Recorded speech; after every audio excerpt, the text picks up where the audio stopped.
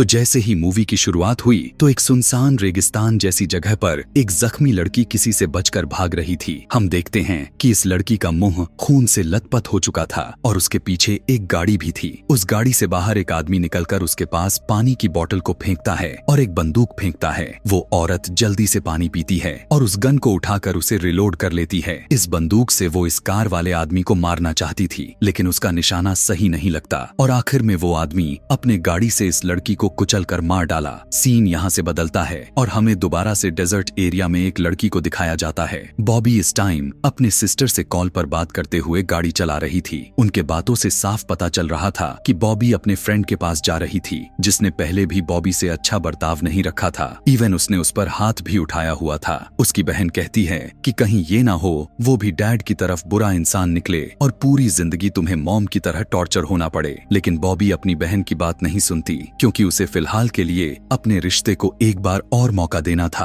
आगे रास्ते में वो एक गैस स्टेशन पर रुकती है, जहां पर उसे एक शेरिफ मिलता है। शेरिफ उसे बियर ऑफर करता है, लेकिन बॉबी को उससे बात करने में इंटरेस्ट बिल्कुल भी नहीं था। वो अपने पैसे को पे करके आगे बढ़ जाती है। अभी भी वो अपने बहन से ही बात करते हुए गाड़ी चला रही थी, जो वो उसे अपने फ्रेंड के खिलाफ भड़का रही थी, जिसकी वजह से बॉबी को बहुत ज्यादा गुस्सा आ जाता है और वो अपने गाड़ी को ओवर स्पीड करने लग जाती है। आगे जाते समय वो नोटिस भी नहीं करती कि रास्ते में एक शेरिफ की कार भी खड़ी थी, जो उसे देख चुकी थी। जब शेरिफ उसका पीछा करने लगा और उसे रुकने का सिग्नल दिया गया, तब उसे मजबूरन रुकना ही पड़ गया। बॉबी देखती है कि ये वही शेरिफ था जो गैस स्टेशन पर पहले भी उससे बात करने की कोशिश कर रहा था। शेरिफ उसकी डॉक्यूमेंट्स को देखता है और बाद में उसे बताया जाता है कि उसकी $1000 का चालान को काटा गया था। यह सुनते ही बॉबी चौंक जाती है, जबकि उसके पास इतना ज्यादा पैसे थे भी नहीं। तब शेरिफ ने कहा कि पीछे देखो, मेरी गाड़ी की लाइट्स टूटी हैं। तुमने अपनी गाड़ी से कुछ चीजें फेंकी हैं, जिसकी वजह से टूटी हैं। बॉबी ने तो ऐसा कुछ भी नहीं किया था, लेकिन पता नहीं क्यों ये शेरिफ ऐसी इल्जाम उसी पर लगा रहा था। शेरिफ उसकी एक नहीं सुनता और कहता है कि तुम चाहो तो गैस स्टेशन पर जाकर ATM से कैश निकलवा कर ला सकती हो और उस टाइम तक तुम्हारा फोन और तुम्हारी डॉक्यूमेंट्स मेरे ही पास रहेंगी। बॉबी अब बहुत ज्यादा गुस्सा में आ गई और पूछने लग गई कि यार ये कौन सा कानून है, आपने मेरे से मेरा मोबाइल को भी ले लिया है। शेरिफ भी अब भड़क जाता है और कहता है जितना मैं कह रहा हूँ उतना ही करो। वो जब गैस स्टेशन पहुंची तो उसे पता चला कि यहाँ का ATM पिछले 10 दिनों से बंद पड़ा है। बॉबी यहाँ के ऑनर को अपनी मुसीबत के बारे में बताती है कि उसे शेरिफ ने रोक लिया है और उसे बहुत बड़ा चालान भरना पड़ेगा। इस आदमी ने बताया कि हफ्ते में कई मर्तबा कुछ लड़कियां यहाँ पर आ चुकी हैं, जिन्हें चालान के लिए ही पैसे निकालने होते हैं। उसकी बात सुनकर बॉबी को काफी अच्छी तरह से समझ में आ चुका था कि शेरिफ यह सब जानबूझकर करता है और उसे लड़कियों को तंग करने में मजा आता है। उसे सबक सिखाने के लिए बॉबी फैसला करती है कि वो तो उसकी शिकार बिल्कुल भी नहीं बनेगी और बिना उसे पैसे दिए यहाँ से निकल जाएगी, चाहे उसकी ID कार्ड और फोन उसी के पास रहे। बॉबी को भागते हुए दूर से शेरिफ देख लेता है। हम देख पाते हैं कि बॉबी के फोन पर उसकी फ्रेंड की कॉल भी आ रही थी, जिसे उठाकर शेरिफ ने कह दिया कि वो तुम्हें बाद में कॉल करेगी। उसने जब बॉक्स में फोन को फेंका तो हमें देखने को मिला कि उसमें और भी ID कार्ड के साथ बहुत सारे फोन्स पड़े हुए थे। वो अब अपनी गन को निकालते हुए बॉबी की हेडलाइट पर शूट कर देता है और ऐसे में बॉबी को भी मजबूरन रुकना पड़ जाता है। शेरिफ उसके पास आकर पूछता है कि तुम वहाँ से भागी क्यों, जबकि मैंने तुम्हें वहाँ पर इंतजार करने को कहा था। बॉबी कहती है कि प्लीज मेरी सिचुएशन को समझने की कोशिश करें, मुझे अपने बॉयफ्रेंड के पास जाना है और अगर मैं टाइम पर नहीं पहुंची तो वो मुझ पर जरूर शक करेगा। अब यहाँ पर शेरिफ कहता है तुम्हारा जाना मुश्किल है, तुम्हें तो और भी फाइन पड़ गया है, तुम्हारी गाड़ी की हेडलाइट्स भी टूटी हुई हैं। वो बॉबी की तलाशी भी लेने लग जाता है। उसका तरीका बहुत ही अलग था। बॉबी को यह सब अच्छा नहीं लगता। शेरिफ उसे कहता है कि इस सब के दौरान तुम्हारा लाइसेंस मेरे पास ही रहेगा, तुम चाहो तो फाइन भर के ये लाइसेंस को निकलवा सकती हो। इसके बाद बॉबी तेजी से यहाँ से जाने लग गई कि तभी उसी समय हम देख पाते हैं कि शेरिफ ने अपने गन से बॉबी के गाड़ी की टायर को पंक्चर कर देता है। बॉबी की कार डिसबैलेंस होकर रेत में धंसने लग गई। अब बॉबी को समझ में आ गया था कि शेरिफ उसके साथ मौत का खेल खेलने वाला है। अपनी जान बचाने के लिए बॉबी पैदल ही भागने लग गई, एक आदमी के पैसे को चुराकर, ताकि वो इन पैसों से शेरिफ से अपनी जान छुड़वा सके और फिर आराम करने के लिए वहाँ पर बैठ गई। तभी वहाँ पर विट्रेस आई और उसने बॉबी से कुछ ऑर्डर करने को कहा, क्योंकि बिना ऑर्डर किए यहाँ पर बैठना अलाव नहीं था। वो कॉफी ऑर्डर कर देती है कि तभी वो देख पाती है कि शेरिफ भी यहाँ पर आ चुका था। घबराकर वो यहाँ से उठी और वॉशरूम के अंदर चली गई। वो यहाँ से भागने का रास्ता खोजने लग गई, लेकिन उसे मिला ही नहीं। नहीं, एक अच्छी चीज थी जो उसे पता चल गई थी कि शेरिफ उसकी कार को यहीं पर लेकर आया हुआ था। यह देखकर उसे एक नया आइडिया याद आ गया। उसने फोन बूथ पर आकर फौरन 911 पर कॉल लगा दी। उसने दूर गैस स्टेशन पर मदद मांगी। वो जानती थी कि यहाँ के पूरे इलाके में सिर्फ एक ही शेरिफ है और इसी को गैस स्टेशन पर भेजा जाएगा। जबकि खुद उसने फौरन अपने बॉयफ्रेंड को कॉल की और उसके साथ हुए घटने के बारे में समझाने की कोशिश करने लगी कि एक शेरिफ उसके पीछे पड़ा हुआ है,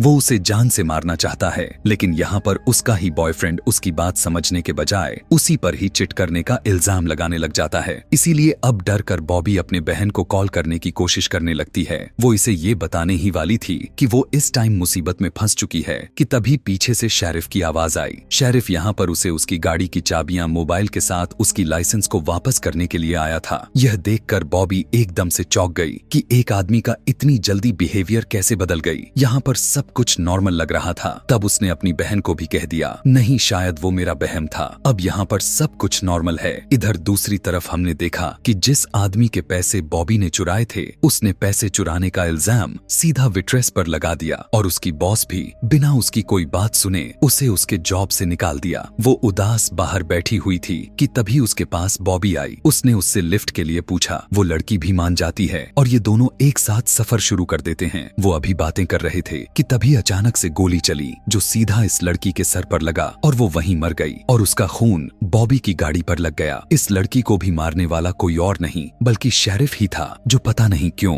सिर्फ लड़कियों को ही मार रहा था। बॉबी तो शॉक में आ चुकी थी क्योंकि अचानक से उसके आंखों के सामने किसी की मौत हुई है, वो भी ऑन द स्पॉट। उसे सांस भी नहीं लिया जा रहा था। वो अपने आप को नॉर्मल करने के लिए गाड़ी से बाहर निकल आई। इससे पहले कि वो यहाँ पर पूरी तरह से रिलैक्स हो पाती उसने देखा कि शेरिफ अब उसका पीछा कर रहा था। इसीलिए वो फौरन वहाँ से भागने का डिसाइड करती है। उसी दौरान बॉबी को उसकी बहन की भी कॉल आने लग गई। वो रिसीव करके अपनी बहन को यह सब बताना चाह रही थी लेकिन तभी उसे पता चलता है कि कॉल पर भी कोई और नहीं बल्कि शेरिफ ही था। शेरिफ ने अपने नंबर को उसकी बहन की जगह सेव कर दिया था। इसी परेशानी में एकदम से बॉबी के कार के सामने एक ट्रक भी आने लगा। बॉबी ने जल्दी से कार को रोका और ट्रक ड्राइवर के पास गई। जल्दी से ट्रक ड्राइवर भी बाहर निकला। बॉबी की हालत को देखते हुए पूछता है कि आखिर बात क्या है। तब बॉबी उसे बताती है कि मेरे पीछे शेरिफ पड़ा हुआ है, वो मुझे जान से मारना चाहता है। उसने मेरी साथी को भी मार डाला और अब मुझे मारने की कोशिश कर रहा है। यहाँ पर सिचुएशन को सीरियस देखते हुए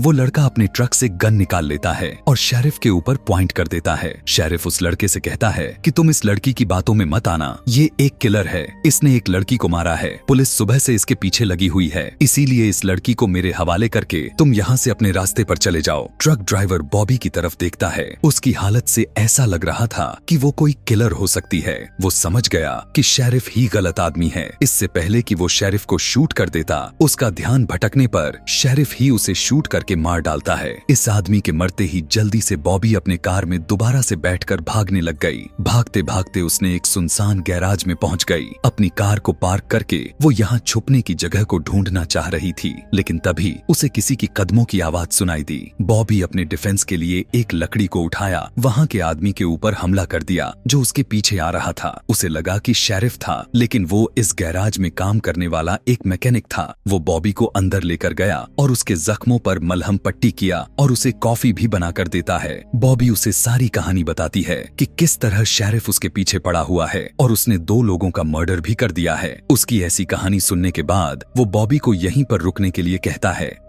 उसकी मदद के लिए वो अपने बॉस को भी बुलाने का फैसला कर लेता है क्योंकि उसे लगता था कि बॉस उसे जरूर हेल्प करेंगे और बॉबी को इस मुश्किल से भी निकाल लेंगे। बॉबी उसे वॉशरूम जाने के लिए कहती है और वो लड़का उसे एक कमरे की तरफ इशारा कर देता है। थोड़ी ही देर में यहाँ पर कोई आ भी गया। अंदर जाने के बाद बॉबी एकदम से हैरान हो गई। उसने देखा कि यहाँ पर तो कार मैकेनिक से रिलेटेड टूल्स के अलावा भी बहुत ही अजीबो गरीब टूल्स भरे पड़े थे, लाइक चैनसाव और भी तरह तरह के टूल्स थे। वो यह सब देखकर हैरान हो गई कि आखिर इन चीजों का यहाँ पर क्या काम। और भी आगे जाने पर उसने दीवार पर बहुत सारे लड़कियों की आईडीज को देखी। इतनी सारी आईडीज को देखकर बॉबी को लगा कि कहीं ये जगह शेरिफ की तो नहीं। अभी वो ये सब सोच ही रही थी कि तभी पीछे से शेरिफ आ जाता है और वो बुरी तरह से घबरा गई। शेरिफ उससे कहता है कि तुम इतना दिमाग क्यों लगा रही हो, चलो मैं बताता हूँ जो इन आईडीज पर नंबर्स हैं वो रिप्रेजेंट कर रहे हैं कि ये सारी लड़कियां कितनी दूर तक भागने में कामयाब रही थी। इससे पहले कि बॉबी यहाँ से भागने की कोशिश करती, वो दूसरा लड़का जो अपने आप को यहाँ का मैकेनिक बता रहा था, वो बॉबी के सर पर वार करके उसे बेहोश कर देता है। पता चलता है कि ये लड़का भी शेरिफ का भाई था और शेरिफ के ऐसे कामों में वो उसका साथ दिया करता था। यहाँ पर यह भी पता चल जाता है कि ये दोनों के दोनों पूरी तरह से साइको थे। थोड़ी ही देर में जब बॉबी को होश आता है तो वो देखती है कि उसे एक चेयर से बांधा गया था। उसके साथ बैठकर शेरिफ उसे अपनी कहानी सुनाना शुरू करता है कि क्यों उसे औरतों से इतनी ज्यादा नफरत है और क्यों वो यह सब कर रहा है। असल में उसकी माँ एक अच्छी औरत नहीं थी, वो अपने मस्ती में लगी रहती थी, जिसकी वजह से इन दोनों ने बहुत ही ज्यादा सफर कर लिया था। इसके बाद वो बॉबी को एक चाकू दिखाता है और उसे बताता है कि ये मैंने अपनी मॉम के खाल से बनाया था, यानी उसने अपनी मॉम का भी मर्डर कर डाला था। और अब वो इसी चाकू से बॉबी की जुबान को पकड़कर काफी ब्रूटल तरीके से उसकी जुबान को ही काट डालता है और कहता है, इसी जुबान से तुमने मुझे गालियां दी थी ना। उसकी तकलीफ इतनी ज्यादा थी कि बॉबी एक बार फिर से बेहोश हो गई।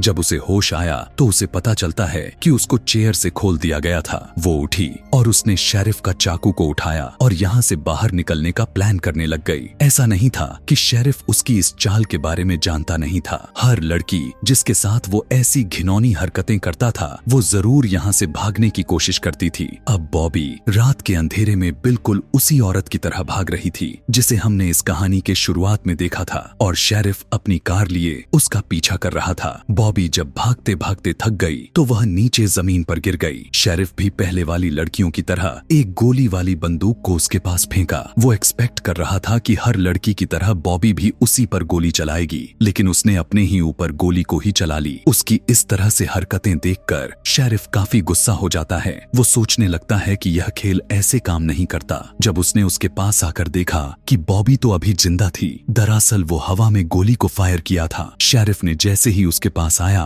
उसने फौरन से उसी की चाकू से उसके ऊपर हमला कर दिया। शेरिफ जब दर्द से तड़प रहा था तब बॉबी शेरिफ की ही कार को लेकर यहाँ से जाने की कोशिश की, लेकिन देखने को मिला उसने शेरिफ की कार से ही उसे कुचल डाला और यहाँ पर उसने उस दरिंदे को मार डाला। जिसके बाद वो घर गई। वहाँ से उसने बड़ी गन को उठाई, कुछ आईडीज को उठाई सबूत के तौर पर, और जब यहाँ से निकलने के लिए आगे बढ़ी तब उसके पीछे शेरिफ का भाई आ गया, लेकिन उसने भी उसे काफी ब्रूटल तरीके से मार दिया और उसकी कार लेकर यहाँ से निकल गई। बॉबी वह लड़की थी जिसने इस खेल को हमेशा के लिए खत्म कर दिया था कि तभी उसके फोन पर उसकी बॉयफ्रेंड की कॉल आती है, जिसे देखकर उसे गुस्सा आ जाता है, क्योंकि जब वो मुश्किल वक्त में थी तब उसने उसे बचाने के लिए नहीं आया था। उसने फोन को भी उठाकर गाड़ी से बाहर फेंक देती है। देखने को मिला कि बॉबी की जुबान जो शेरिफ ने काट दी थी वो भी एक बर्फ के डब्बे में रख ली थी, जिसे वो दोबारा से जुड़वा लेगी और यहीं पर ये कहानी खत्म हो जाती है। ऐसी ही और भी मूवी एक्सप्लेनेशन वीडियोस देखने के लिए कमेंट में नेक्स्ट लिखना ना भूलें। Thanks for watching.